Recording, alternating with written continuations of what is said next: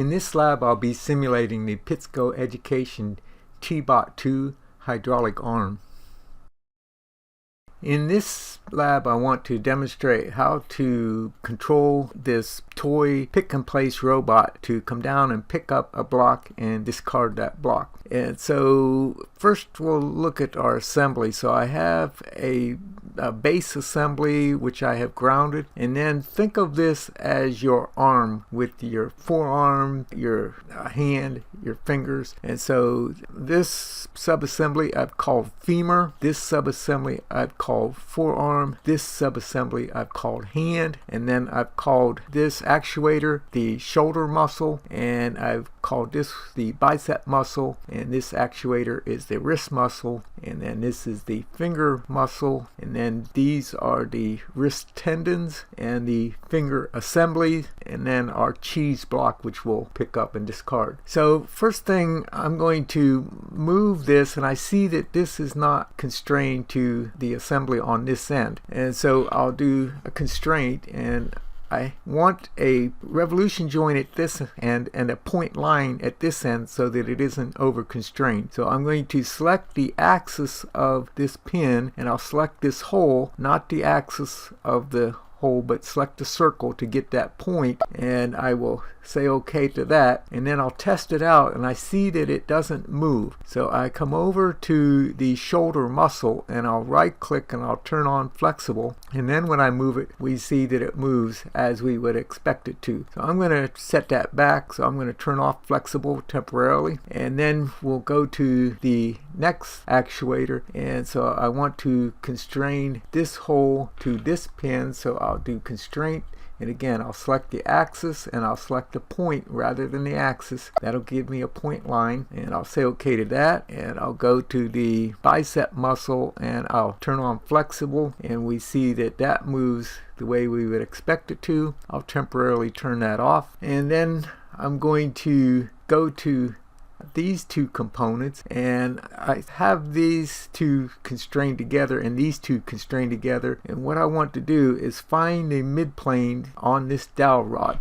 So I'll shift right mouse and I will go to part priority, and then I'll right click and I'll say find that in the browser. I'll expand the origin on that, and then I will do the same thing on this dowel rod, so I'll find that in the browser, and I've expanded that. And so one of the advantages of using the origin planes for symmetry is we can use those to constrain our geometry. So I'll do constrain, and I'll assume it's going to be on flush, but we may have to put it on mate. So I'll do flush the XZ plane of this dowel rod to the XZ plane, and I've missed the other dowel. I've gotten this one, and I lost the one up here, so I need to find it. So again, I'll right click, I'll do find in browser, and I'll expand that one. Okay, and then I'll do my constraint, flush the XZ on this dowel rod and the XZ on this dowel rod. That lines that up in the center, and then I'm going to get this dowel rod and I'll put it on mate. I'll get this dowel rod and I'll get this point. Now, because of the way this subassembly was made, we don't have to do the same constraint on the other side. It's already constrained within the subassembly. And then I'll get this axis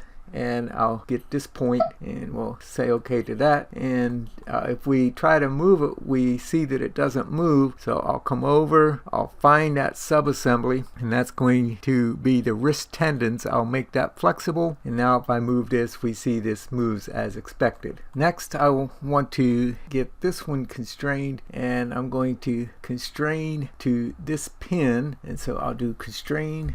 I will select this dowel rod, the axis, and I'll get the circle, and we'll say OK to that. We attempt to test it out. It doesn't move, so I need to go to my wrist muscle and I need to make it flexible. Now when I test it, we see that it moves as we would expect it to. I'll temporarily turn off flexible. I want to do the fingers next, and I'm going to get these a little bit closer here to my eventual location, and I'll do constrain. I'll do insert the top of this circle to the bottom of this circle. I'll apply that, and then I'll do the top of this circle to the bottom of that circle, and it doesn't pop over there, so I cancel out of that. I attempt to move it, and I see that I don't have the degree of freedom I need to get that over to that hole. So I'll go over to the finger assembly, I'll right click, I'll turn on flexible, and now I can move this finger. And so I'll do constrain, I'll do insert, I'll get this circle to the bottom circle here, I'll say apply to that, and then I'm going to get this axis to this point, and I need to get this onto mate instead of insert, so I'll put it on mate. And so this axis to this point, I'll apply that, and then this axis to this point, and I'm going to hold off on putting that one, so let's cancel out of that one, and let's bring this over here a little bit closer first and see if we can get that into the approximate location before I put that constraint on here. And I see that I also put this one backwards. See, it should be below there, so I'm going to go back to that insert, and let's find that insert, and did I get it in here? So this is the insert I put in incorrectly, and so I'm going to delete that, and then I will do this again. So I'll do constraint, insert this circle on top to this circle on the bottom. I'll apply that, and then I'll put it on mate, and I will get this axis to this point, and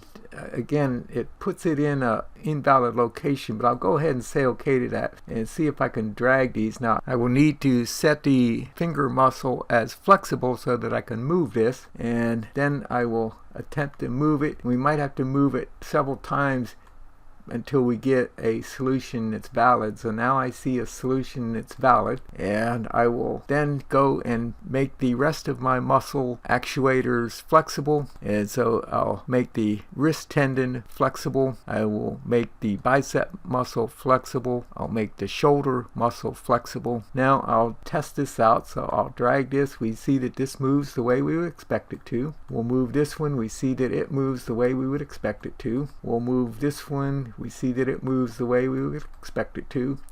And we just tested out the fingers, and we'll have to be a little bit careful with the fingers because right now they can easily become misaligned. Alright, I'll save the assembly, and so we have our constraints on here. We'll go to dynamic simulation, and hopefully we don't have an over constrained condition in dynamic simulation. Now when I went to dynamic simulation, many of my parts went off into space at invalid locations. So I'll finish dynamic simulation, and I'll go to the manage tab, and I'll select rebuild all of our components.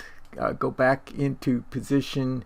These are all valid. I'll save it again, and I might do that rebuild all one more time just to make sure that it stays together. So I'll do the rebuild all again. Everything stays together. I'll go back to the environments tab, and I'll go to dynamic simulation, and this time everything stays together, so it didn't fly off into space. And I'll test this. Now I'm hesitant to test this with the mouse.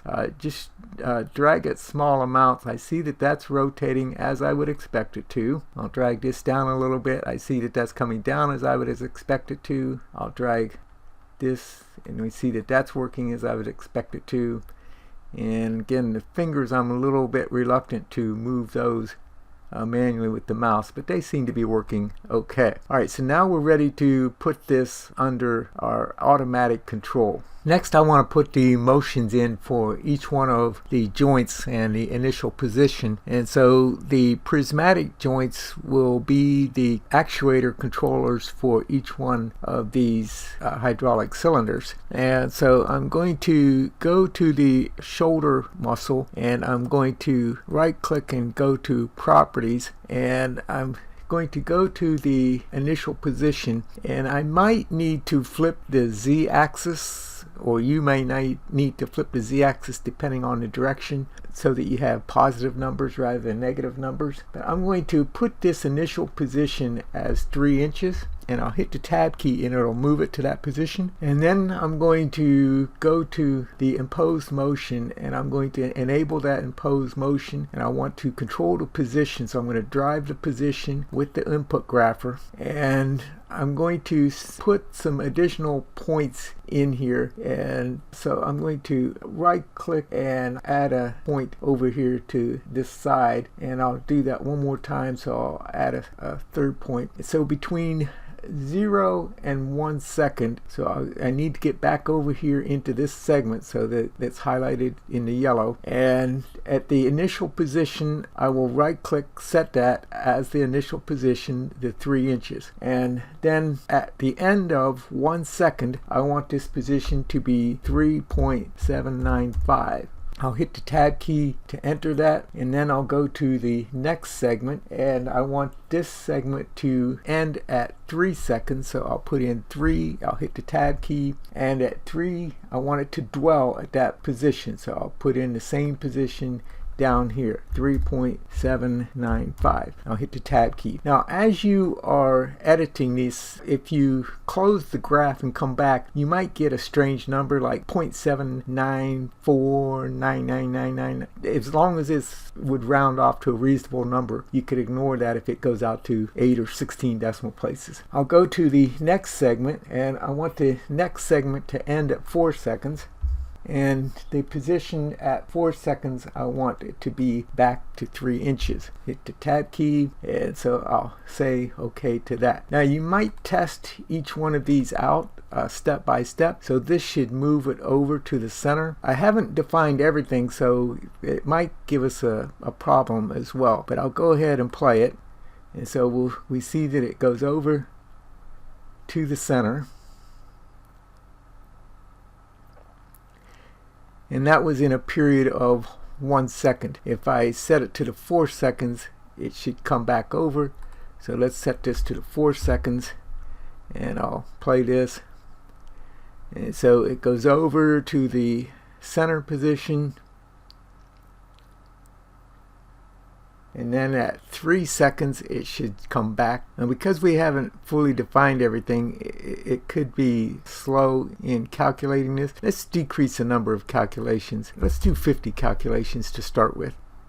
So it goes over, and see, this is we haven't defined all of our joints, and so we could get some unexpected motions since they haven't been defined. Alright, so I'll define the next joint, and that will be our bicep or our elbow. So I'm going to come over here to bicep. I'll right click, I'll go to properties. So that's this actuator right here. I'll set my initial position. It has 1 degree of freedom, translational. For my initial position, I want it to be 4.5. I'll hit the tab key. Then I'll go to my input grapher, and I'll enable that, and I want to control the position, so I'll select the driving position on the input grapher, and I'm going to right click and add a point about 1 second. It doesn't have to be right at 1 second. We're going to adjust these in a few minutes, and I'm going to then add another point over here at 3 seconds. Alright, so at the first segment, so I need to move this over to the first segment between 0 and 1 at 1 second. So here's where we put in that exact time. I want this to go to 3.305.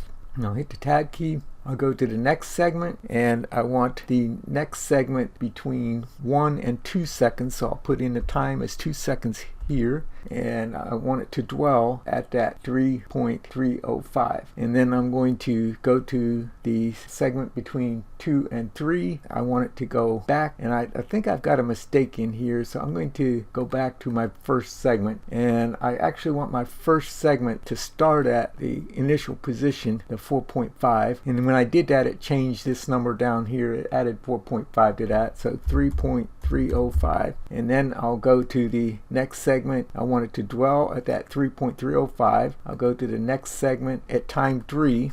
I want to go back to the initial position, so I'll right click, I'll set that initial position, and then between 3 and 4 seconds I want it to stay at that initial position. Okay, so there is our graph for this actuator, and we'll go ahead and we'll set the next actuator, and then we'll test it out. So I'm going to go to the wrist actuator, and so I need to find that prismatic joint, and I'll go to the properties, 1 degree of freedom, translational. I'll set my initial position as 3 inches, on this one, and then I'll go to my input grapher. I'll enable the impose motion, and I will put in 3 points this time. So I'm going to create a point about 1 second. I'll create a point at 2 seconds, and then I'll go back and I'll define my first segment. My first segment I want to start at the initial position, so I'll right click, I set that as our initial position to start, and then at 1 second I want it to go to 3.535, and then I'll go to the next segment, and at time 2 seconds I want it to be at that same position, 3.535. Now there's nothing sacred about these numbers. These numbers I developed through a trial and error process, or partially trial and error, to define the motions that I want. I actually lined up some components and measured the components and then put those measurements into my graph, but you could define it with whatever motion you want. And then I'm going to go to the next segment, and I'll end that one at 4 seconds, and for the position on this one I want it to be 2.35. And let me think about that position for a moment. I'll go ahead and hit the tab key, and I'll put that in. I'm going to change this to 2.3, and I might end up coming back to this number and editing it. So I'll hit the tab key to update the graph, and then I will say OK to this one. I'll say OK, and I've got one more to do with the finger muscle. So I'll go to the properties, 1 degree of freedom, translational. For my initial position I'm going to set that as 3.75, and that's opened a little bit further than what I would like. Let's try 4 inches, and actually that increased opening more. So let's do 3.5, and so I'm going to set that as 3.5 as my initial position, and I will edit the impose motion. I'll enable it, and for our positions I'll set at time 0, I'll set as initial position 3.5, and I'm going to add a point at about 1 second. I'll add a point at about 2 seconds, and then I'm going to add a point over here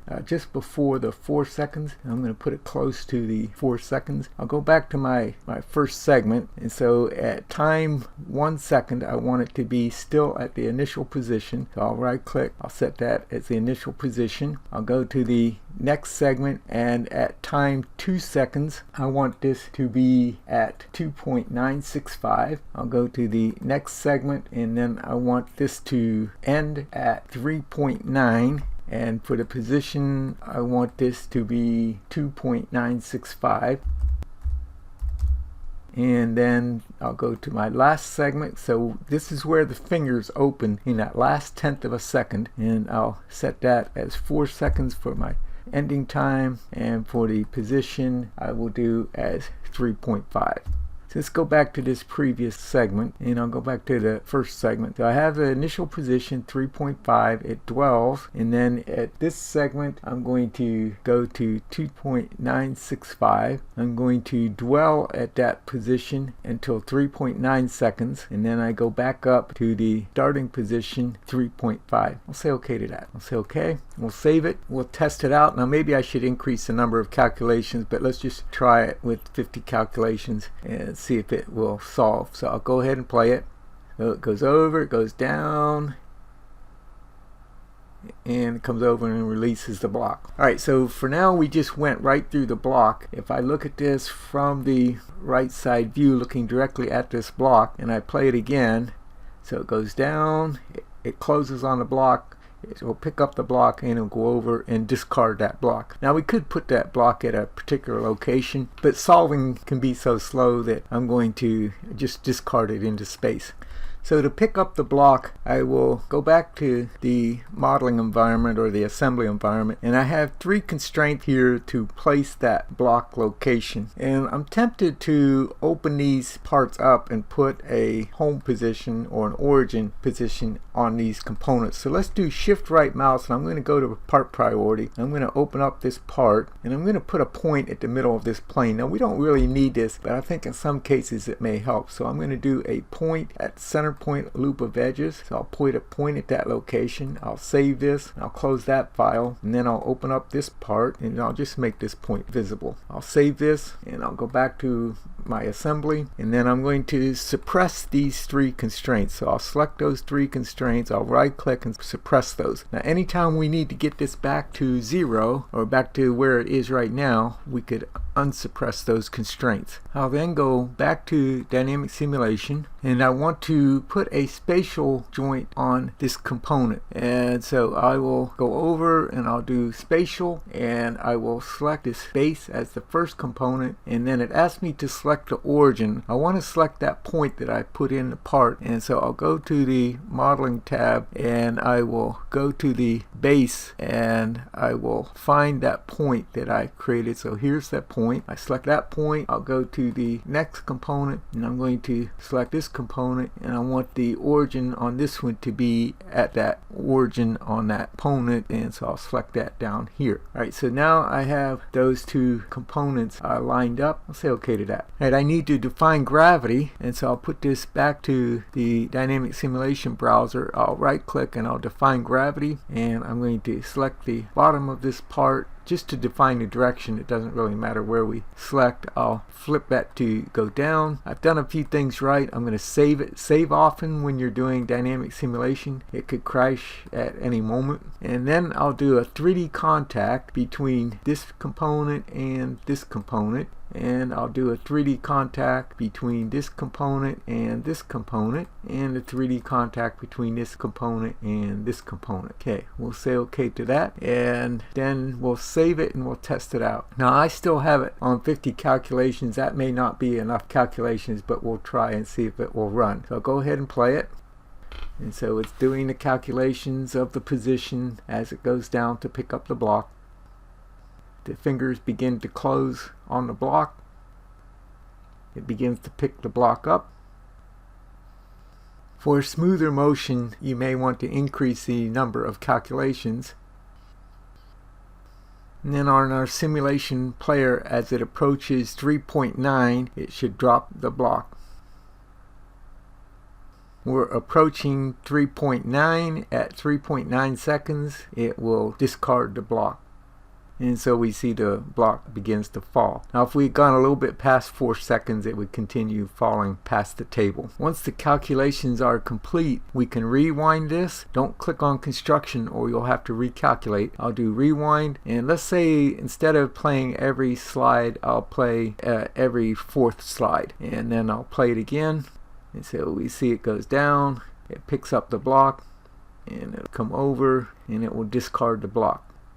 Now in this example we only did 50 calculations, but if we wanted a smoother motion we could increase that number of calculations, and if we want to do away with the calculation time altogether, we could publish to Studio. And if I go to my animation favorites, that's the simulation timeline that we just brought in. I could animate that parameter, let's say between 0 and let's say 4 seconds, and I want to go to the 50 calculations or whatever number of calculations that you did in that dynamic simulation. And then if I expand this, so here's our simulation timeline, and I might decrease this to say 5 seconds. And if we play this then in dynamic simulation, if I drag the playhead back, and so here's where we started over here. This is the camera over here. You could turn off the visibility of that camera, and then as I play this, we see the smooth motion now in the Inventor Studio environment. And I can drag this back and set this to display a motion at any time along there. You might have seen this Boston Dynamics dancing robots video. I want to show you one more step to make our motion more smooth.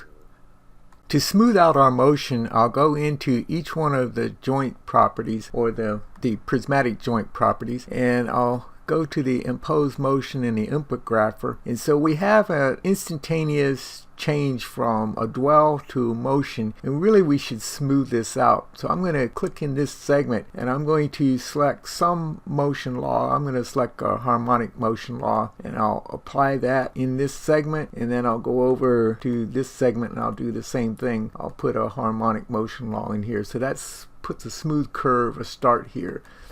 And I'll do that for each one of these motions. So the acceleration isn't instantaneous, but it builds up and slows down as it starts and stops a motion. So we'll do this one, and I'll go into this one, and I'll do this again. And we'll put this as a harmonic motion. And I'll go over to this segment, and I'll do it on this segment. And I'll get this one. So I think you get the idea on this, and you could put in any motion law. You could define how you want it to move in an Excel spreadsheet. And we'll say one more.